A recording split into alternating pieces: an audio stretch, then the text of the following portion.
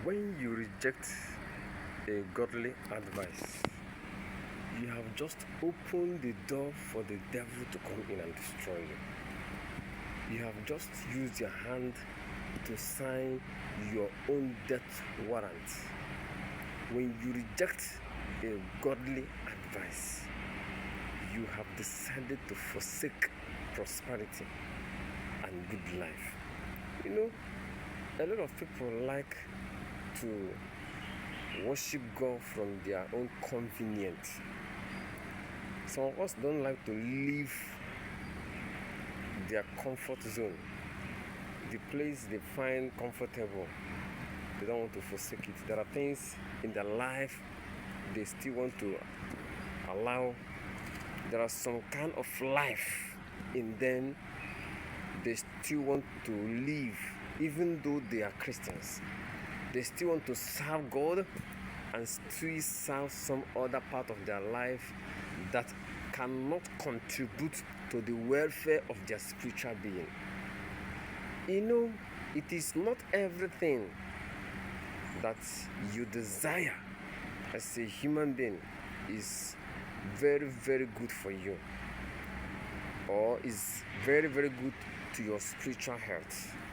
There are some certain things you forsake because of kingdom's sake, not because they are actually sin, but because these things can open a door for sin into your life. For the fact you want to worship God in the spirit and in truth, and for the fact you want to serve the Lord sincerely, then you, as a kingdom-minded guy, you will have to forsake some certain things. There are some certain level of life you wouldn't allow yourself to involve into it. There are some certain activities that are not being condemned straight from the scripture, but for the health of your spirit, you will abstain from things like that. That is what is called wisdom.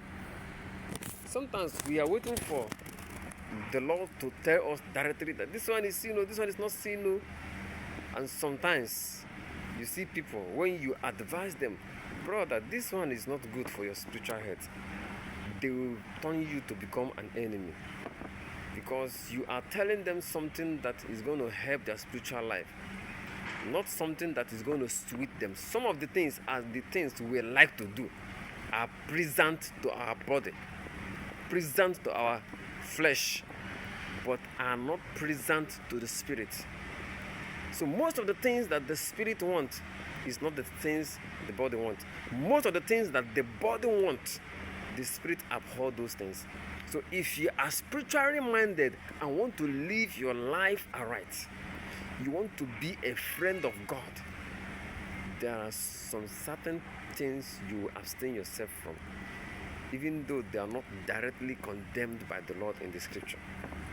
But for the sake of sanctity and for the sake of your purification, you abhor and abstain yourself from this kind of life, this kind of drink, this kind of food, this kind of friend that will corrupt you.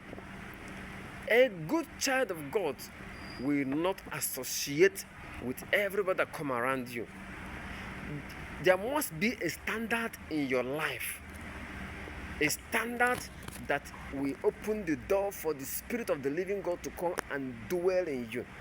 And if you are operating in this realm of the Spirit, the people that will be around you will be, if not the people that are operating in the same realm, the people that are operating in a higher realm than your own. If the people that are operating in a lower realm come around you, they will discourage you, and when you listen to them, you will go back to square one. That is what I'm trying to tell you. A lot of us Christians, there are realms of the spirit you need to ascertain. There are realms of the spirit you need to come up to. Until when you get there, you have not yet achieved the purpose on earth.